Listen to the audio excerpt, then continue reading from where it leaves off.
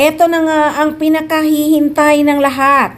Lahat talaga kasi buong mundo gustong manood ng pelikulang Phantos Mia ni Janine Gutierrez. 5 days na lang nasa Pilipinas na. Super excited talaga akong mapanood ang pelikulang ito. Ibang-iba din kasi ang gagampanan dito ni Janine. Kaya sobrang excited talaga ako. 5 days to go na lang. Inaantay ng mag-premiere sa Pilipinas. Sana kasama si Echo sa premiere. Excited talaga kaming mga fans ni Janine.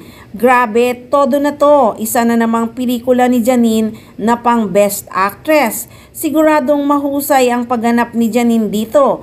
At take note, 4 hours ang pelikulang ito. Hindi kagaya ng ibang pelikula, 2 hours lang. Basta si Love Diaz, mahahaba talaga ang kanyang pelikulang ginagawa. Maikli pa nga sa kanya ang 4 hours.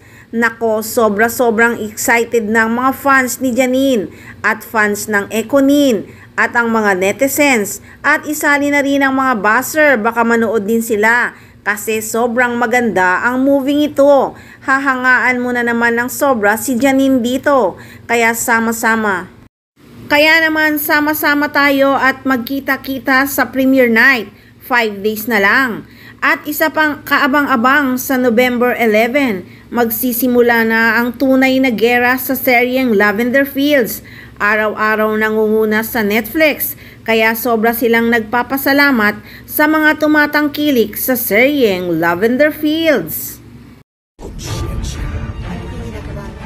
Papunta ka pa lang, balik na ako. Birthday kasi ni nanay at ang tagal ko na rin na makabalik dito. Pero dapat hindi ka na bumalik ka dito eh. Delikado. Basta mo ba, hayaan kita sa ano na ngayon?